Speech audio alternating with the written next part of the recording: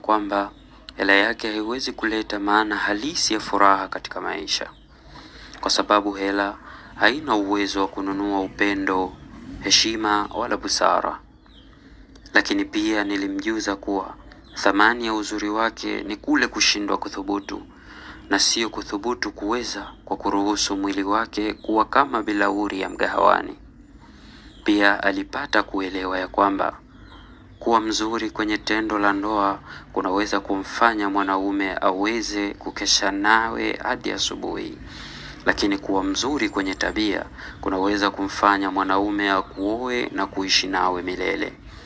Alionekana kama ni mwenye kuelewa, lakini kumbe ilikuwa ni tofauti kabisa, na kunifanya kuamini kuwa uzuri wa mwanamke ni tabia na sio sura. Baadaye nilijua kumbe nilikuwa napepea uporo. Alianza kuisahau namba yangu ya simu, kudharau simu zangu, kukosa hata muda wa kujibu message. Lakini kama kawaida, ukipenda chongo taita kengeza.